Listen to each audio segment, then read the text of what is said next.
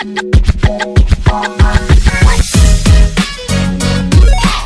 Everyone, welcome back to my YouTube channel. मेरा नाम है अंकिता शर्मा और मैं आ गई हूँ एक और नए वीडियो के साथ। तो अतुल सुभाष सबको ये मैसेज देकर गए हैं कि भाई मर्द भी रोते हैं, सिर्फ औरतें नहीं हैं। जो औरतें तो अपने फिर भी आंसू दिखा लेती हैं, अपना जैसे भी एक होता है ना कि अपने आप को शो करना कि वो दुखी हैं, वो अपना शो कर लेती हैं। मर्द शायद नहीं कर पाते और इसीलिए जो उनका दुख है वो शायद कोई इतना समझ भी नहीं पाता। लेकिन हाँ, अतुल ने कहा कि मर्द रोते भी हैं और जब वो रोते हैं तो वो इतना बड़ा स्टेप उठा लेते हैं। तो अतुल सुभाष जो अभी इस दुनिया में नहीं है, लेकिन हर जगह पे उनके बारे में बात हो रही है, क्योंकि जाने से पहले वो अपना वीडियो डाल कर गए हैं। अपना बहुत बड़े 24 पेजेस का आई गेस नोट था पूरा, जिसमें उन्होंने सारी अपनी जो भी उनके साथ चीज़ें हो रही थी वो सब कुछ उन्होंने लिखा है उस पर। अब जो वीडियो है उनकी वो आपको हर जगह मिल जाएगी, आपको ऑनलाइन अवेलेबल है, वो वीडियो मिल जाएगी। मैंने भी उनकी जो पूरी वीडियो है वो सुनी है और 2 दिन से मेरे माइंड में वही सारी चीज़ें चल रही थी कि हमें नहीं पता। हम तो अभी बोल सकते हैं ये बैठ के कि यार ऐसा नहीं करना चाहिए था, बहुत गलत हुआ, डेफिनेटली बहुत गलत हुआ, बहुत उनको अपना एटलीस्ट लाइफ ख़त्म नहीं करनी चाहिए था। लेकिन स्टिल हम बैठ के ऐसे जज नहीं कर सकते, क्योंकि हमें नहीं पता कि वो इंसान मेंटली कितना ज़्यादा परेशान था। क्योंकि आई एम श्योर कि इस तरह से जान देना किसी के लिए भी आसान काम नहीं होगा। अब मैं थोड़ा सा, अब पूरी बात जो है वो आप सबने सुना होगा न्यूज़ में भी, या फिर यूट्यूब पे आपको हर जगह जो है वो मिल जाएगा कि अतुल सुभाष ने क्या किया, कैसे हुआ। मैं थोड़ा सा लीगल पॉइंट ऑफ व्यू से बात करूंगी इस पूरे मैटर को लेकर। अब धीरे धीरे क्या होगा ना, जैसे वो जो कोलकाता वाली लड़की थी, डॉक्टर लड़की जिसका रेप हुआ था, जैसे उसको सब लोग भूल गए ना, वैसे अतुल सुभाष को भी धीरे धीरे लोग भूल जाएंगे। ठीक होता क्या है ना, जैसे ही हमारे सामने ऐसी कोई न्यूज़ आती है, हमारा पूरा फोकस उसी न्यूज़ पे चला जाता है। हम ये नहीं देखते कि हमारी कंट्री में लड़कियों के साथ भी गलत होता है, लड़कों के साथ भी गलत होता है। अभी हमारे सामने अतुल सुभाष का मैटर है, हम सबको लग रहा है कि उसके साथ बहुत गलत हुआ है, जिस चीज़ से मैं भी एग्री करूंगी।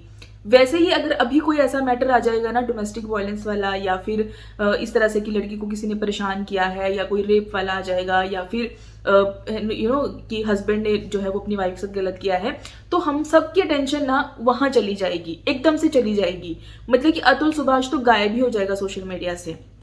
लेकिन प्रॉब्लम किस बात की है, मुझे ये बात करनी है कि प्रॉब्लम ये नहीं है कि हमारे पास लॉज नहीं है। हर कोई कहता है कि लड़कियों को ही सारे लॉज दे दिए हैं, लड़कों की तो कोई सुनने वाला ही नहीं है। ऐसा नहीं है। प्रॉब्लम ये नहीं है कि जो लॉज हैं उनमें कोई प्रॉब्लम है। प्रॉब्लम ये है कि जो लोग सरकारी नौकरियां लेकर उन लॉज को गवर्न करने के लिए बैठे हैं, उनमें प्रॉब्लम है। यहाँ पे बात है उन अथॉरिटीज की, यहाँ पे बात थी उस जज की। क्योंकि देखो, माइंड में क्या होता है, जब भी कोई लड़ाई झगड़ा होता है ना, तो एक पार्टी कहती है कि मैं तो अब तुझे कोर्ट में ही देखूंगा, दूसरी कहेगी हाँ ठीक है कोर्ट में ही देखेंगे, मैं भी वहीं देखूंगा, क्योंकि लॉ तो सबके लिए है। अब जब कोई इंसान ऐसा बोलकर जाता है तो माइंड में क्या होता है कि लॉज तो सबके लिए बने हैं, अगर मैं गलत हूं तो मुझे सजा मिलेगी, अगर तुम गलत हो तो तुम्हें भी सजा मिलेगी। अब यहाँ पे क्या होता है कि जैसे अतुल सुभाष और उनकी वाइफ की अगर हम बात कर लें, कि जो उनकी वाइफ थी उन्होंने इतने सारे केसेस अतुल सुभाष पे डाल दिए थे। केसेस डालने से क्या होता है, वो तो वाइफ को पता था कि उसके वकील ने जो जो उसको बताया कि जो जो तेरे पास राइट्स हैं तो इसके अंडर जो है वो केसेस डाल सकती है। लेकिन उन केसेस को प्रूव भी तो करना पड़ता है, उसके लिए आपको एविडेंस भी तो देने पड़ते हैं। आपको दिखाना पड़ेगा कि कब उन्होंने डाउरी डिमांड करी, आपको दिखाना पड़ेगा कि कब आपके साथ डोमेस्टिक वायलेंस हुआ, क्या आपके साथ क्रूएलिटी हुई, वो चीजें प्रूव भी तो करनी पड़ती है ना।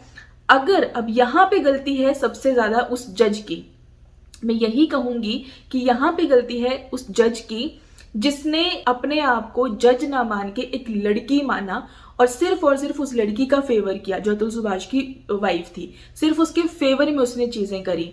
मुझे पूरी बात नहीं पता, अभी तो इन्वेस्टिगेशन चलेगी उसने क्या किया क्या नहीं किया। जितना अतुल सुभाष ने अपनी वीडियो में कहा है मैं उसके बेसिस पे बात कर रही हूँ।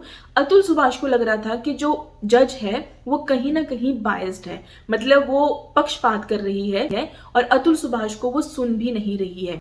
अब उनकी पूरी वीडियो से तो यही लग रहा था कि जो वो परेशान हुए और जो उन्होंने ये फैसला लिया, क्योंकि उनको ऐसा लग रहा था कि कहीं ना कहीं उनकी पूरी जो लाइफ है ये केसेस को निपटने में ही चली जाएगी। मतलब उनको कोई और वे नजर नहीं आ रहा था। उनको लग रहा था कि ये जो केसेस चल रहे हैं, जो उनके ऊपर 9 और 10 केसेस उनकी वाइफ ने जो है वो साइमल्टेनियसली चल रहे थे, उनको लग रहा था कि उनकी पूरी लाइफ वो अपनी बाकी किसी लाइफ में फोकस नहीं कर पाएंगे, वो यहाँ से कभी निकल ही नहीं पाएंगे। ये इतना बड़ा जाल है कि मैं यहाँ से कभी निकल ही नहीं पाऊंगा।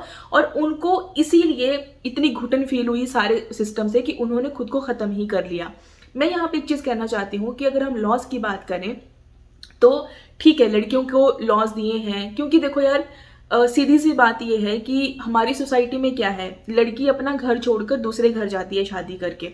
अब लॉज इसलिए बने हैं कि अगर उसको उस घर में कोई प्रॉब्लम हो रही है तो वो कहाँ पे कंप्लेंट करेगी। और आप सबको पता है कि ये सारी चीज़ें होती आई हैं और ये सारी चीज़ें होती हैं। लड़कियों को जो है वो डाउरी के लिए भी परेशान किया जाता है, दूसरे घर जाती हैं, ताने सुनने पड़ते हैं, तो वो भी मेंटली परेशान होती हैं। ऐसा नहीं कि ये सारी चीज़ें ख़त्म हो चुकी हैं। प्रॉब्लम यहाँ पे ये है कि अगर कोई लड़की अपने उन केसेस को जो वो डाल देती है अपने हस्बैंड के ऊपर, अगर वो फॉल्स केसेस डालती है, अगर वो चीज़ों को प्रूव नहीं कर पाती है, तो ये ड्यूटी जज की बनती है कि जो केसेस उसने डाले हैं उनको डिसमिस किया जाए, उनको खारिज किया जाए। ठीक है, क्योंकि भाई आप जब इनफ प्रूफ नहीं दे पाए, आप अपनी बात को साबित नहीं कर पाए, तो ये ड्यूटी उस जज की बनती है कि जब वो अपने केसेस को जो है वो सपोर्ट नहीं कर पा रहे हैं, कोई एविडेंस नहीं दे पा रहे हैं, तो वो उन मैटर्स को खींचना क्यों है।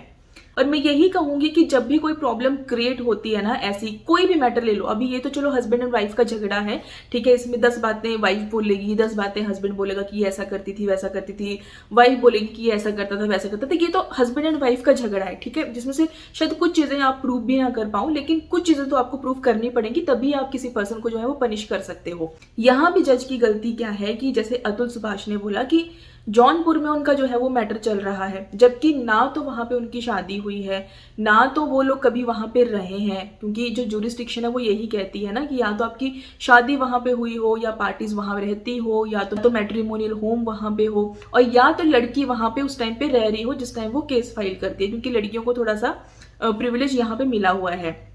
अब सोचने वाली बात है, जब वो लड़की वहां पे रहती ही नहीं है तो वहां पे मैटर चल कैसे रहा है। जिस टाइम पे अगर उस लड़की ने सेटिंग करके जज से वहां पे केस डाला है, तो देखो जिस टाइम पे जो अतुल सुभाष है उसने चैलेंज की थी ज्यूरिसडिक्शन की यहाँ तो मैटर बनता ही नहीं है, तो वो केस तो वहीं पे ही रिजेक्ट हो जाता है, क्योंकि एज पर लॉ जब वहां पे ज्यूरिसडिक्शन बनती ही नहीं है तो वो मैटर वहां पे चल कैसे रहा था।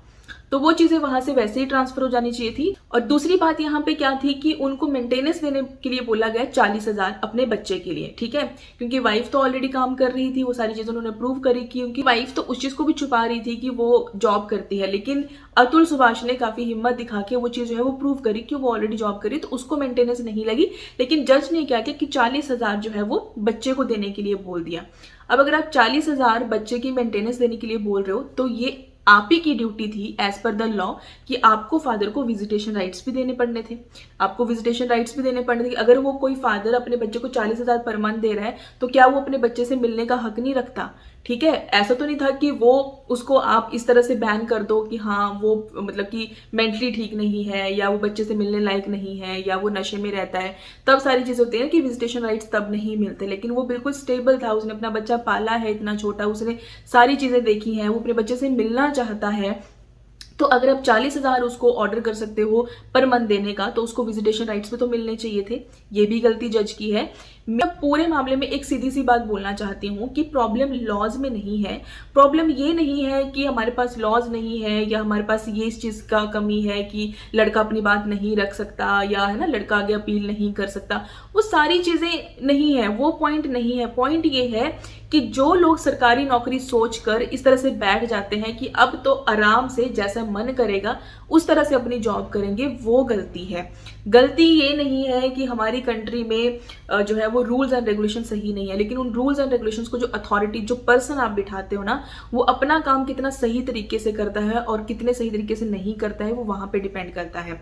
अब अगर मैं बात करूं डोमेस्टिक वायलेंस की, एक जो मुझे कमेंट आया था, किसी लड़की ने किया था कि उसके हस्बैंड उसका मारपीट करते हैं, डोमेस्टिक वायलेंस का केस है। अब उसने जो जहां जहां, जैसा कि मैंने प्रोसेस बताया था कि आप किस किस को इन्फॉर्म कर सकते हो अपने डोमेस्टिक वायलेंस को लेकर, जहां आपको हेल्प चाहिए होगी, आप किस किस को इन्फॉर्म कर सकते हो। लड़की कह रही है कि मैंने सब जगह इन्फॉर्म किया, अब वहाँ पे जो लोग काम करने वाले वो लोग हैं, जो अथॉरिटीज़ हैं, चाहे वो पुलिस इंस्पेक्टर है, चाहे वो लेडी ऑफिसर है, उस बंदी ने घर में आया, उसने उल्टा उसी को ही बोला कि दोबारा कॉल नहीं आना चाहिए, और जो भी उसने वहां पे किया होगा, मतलब इन शॉर्ट उसने उसकी हेल्प नहीं करी। तो यहाँ गलती किसकी है? अब इस पूरे मामले में मुझे यही चीज लग रही है कि जो लड़का है ना वो ना कहीं मेंटली हार गया कि देखो जहां पे मैं जाके अपनी बात रखना चाहता हूँ, जो थर्ड पर्सन जिसको हम न्यायमूर्ति मान रहे हैं, अगर वो हमारी बात नहीं सुनेगा तो मैं कहाँ जाऊंगा।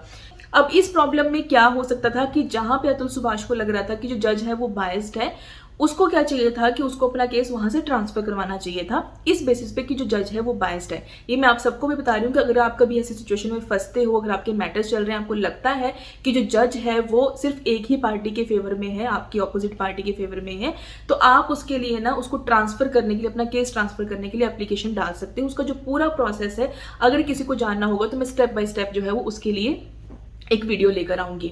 बट आपको ऐसा कोई कदम नहीं उठाना है। आप जब जान दे दोगे ना, तो अब चाहे भले ही पूरी दुनिया आपके बारे में बात कर रही है, लेकिन उससे आपको कोई फायदा नहीं मिलने वाला है।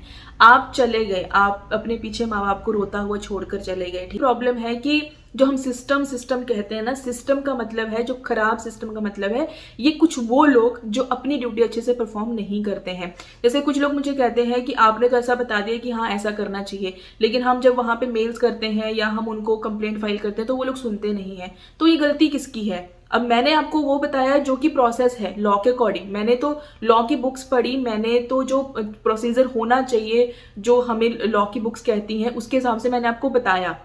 जो हमारे कानून बने हैं उसके हिसाब से मैंने आपको प्रोसेस बताया।